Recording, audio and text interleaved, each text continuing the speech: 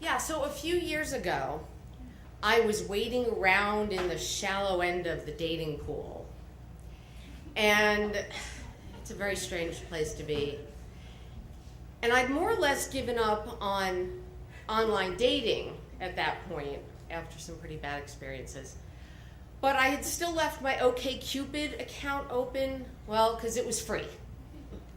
So eventually I actually got an email from some guy on OkCupid. This guy, we'll call him Jim. And Jim was like me in his late 40s. He had a master's degree. He had a professional, interesting, responsible job. We had a bunch of shared interests. We had some really nice email conversations. You know, it was great. I was kind of surprised. So he asked me out on a date, and we went on our first date, which was a little wine tasting happy hour as a charity fundraiser. This was his idea. And I thought, well, this isn't bad, you know? He's civic-minded. And it was a nice first date thing because we got to walk around and have a little wine, and it was pretty low-key, and then go grab something to eat. I mean, there was a little bit of that first date awkwardness, but really, as first dates go, it wasn't bad, and I was pretty happy about it. And so he asked me out on a second date, and I thought, well, I'm going to go on a second date. I don't have time, but I'm going to do this. So he suggests for the second date that we're going to go out to dinner and then go to this club that he really likes. And I think, well, that sounds like kind of a fun little change of pace from the first date. Sounds good. So I show up. We're going to meet in my neighborhood, have dinner, and then drive to the club. And I show up, and he's in like all black, you know, black shirt, black pants, looks pretty good. I'm thinking, oh, nice. And on my part, I am in a short, slinky, tight, black dress with a halter top and a deep V. And I'm in 4-inch high, fierce heels. Okay? Fierce. And so I say, where do you want to have dinner? There's this great Indian place right next door. And he hesitates, and I think, well, that's okay. Not everybody likes Indian food. That's fine.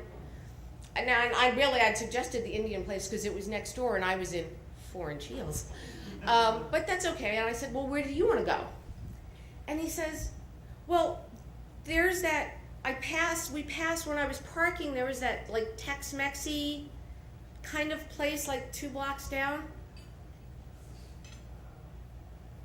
And I'm like, Baja Fresh? Yeah! Okay, sure.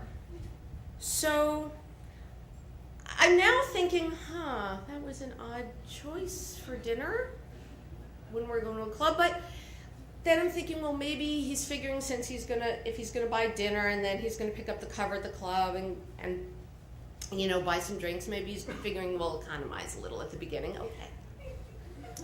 So we go into the Baja Fresh and we walk up to the counter and he orders his dinner and he pays for his dinner and he goes and gets a soda. So I order my burrito bowl because I'm an independent modern woman. I don't need to have my date pay for my dinner. And so we go off and we're sitting there under the bright, harsh, cheery, Baja Fresh lighting with my burrito bowl and my plastic fork and my tiny little paper napkin that's sliding off my very slinky dress. So we're trying to make some conversation. I said, so when we go to the club, are you a people watcher? Are you a dancer? And he says, well, I'm mostly a people watcher. That's fine with me. I said, you know, I like to dance. And he goes, that's fine. And he says, oh, by the way, well, my friend Dave, who we had met at the fundraiser, he goes, he'll be there. He likes to dance. I'm like, oh, okay, cool, you know, whatever. So we continue to have this little conversation, and it's time to go, and we get into his, okay, I gotta admit, this was pretty spiffy. He had one of those, like, late 1960s convertibles all refurbished, which was pretty sweet. Now, on the other hand, I worked for the National Highway Traffic Safety Administration. And all I can see is this low seat that's just got a seat belt over here, and there's no headrest, and all I can think is, I'm gonna die in this car! But at least I look good. So, as we're driving, and he tells me, so my buddy, who's a bouncer at the bar, at the club we're going to, he can get us into the garage, so we don't have to park on the street. I'm thinking, yay, my feet say yay. So that's great. So we pull up, and we're right in front, and he says, I'll be right back. I gotta go get my buddy. Sit here, I'm gonna leave the keys in the car, you can listen to the radio. I'm like, oh, that's nice, great. And he goes in, and I sit there. 5 minutes go by, and I'm sitting there, and I'm kind of wondering, I'm pretty sure he didn't forget I was out here because, like, he left me the car. And I sit there for a while longer. 10 minutes go by, and I'm just sitting in this car. Now, you may be wondering why I just didn't drive off. Well, like I said, it's a late 1960s convertible, and I can't drive a stick. So I'm just sitting there. Eventually, like, the one thing I am thinking is, if somebody carjacks this car, what's my quickest escape route? Because this car is on its own. I'm not staying for it. Fortunately, nobody came by, except the kid who looked like the generic Simpsons kid, you know, with the pimples and the high voice, and he looks at me and goes, "Rad car!" And I'm like, yeah, thanks, kid. Start to then contemplate that this is why I don't date much. Another 5 minutes goes by. 15 minutes I have been sitting outside alone in a car with the ignition on. Finally, they come back out, he and his buddy, the bouncer. They let us into the garage. Okay, fine. So we go into the club, and as it turned out, I still don't know if he was trying to save money because he actually had some passes, so we got into the club for free. We walk into the club. We have taken 2 steps from the door. We haven't even gotten to the bar. And I feel a hand in the back of the middle of my back, and I hear this voice from above my shoulder saying, "Oh, look, Dave's here. He's on the dance floor. Go dance with him."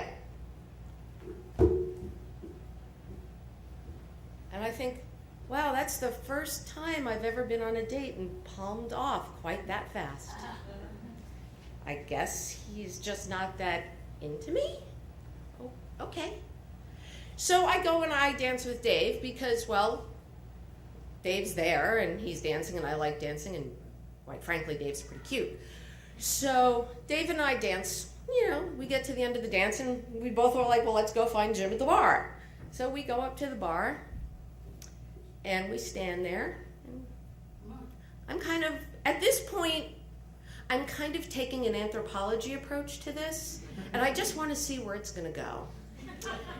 And we're waiting, and finally, Dave says, "Can I buy you a drink?" And I'm thinking, oh God, I need a drink right now. Yes, please buy me a drink. So Dave buys me a drink.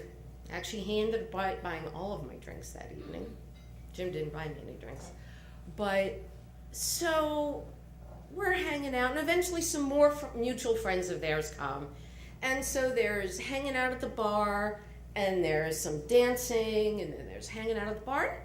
So now it's feeling more like a date, and it's fine. And so I'm like, okay, well, this is kind of good. And then at some point, we're standing there by the bar, and Jim pulls out a little camera, and he hands it to one of his friends, and he says, "Will you take a picture of us?"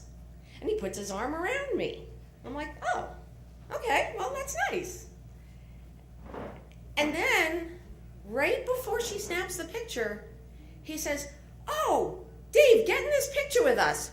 And he pulls Dave in next to me. And now I'm like, okay, Is he not into me? Is he into Dave? Is he thinking a threesome's gonna happen? I don't know.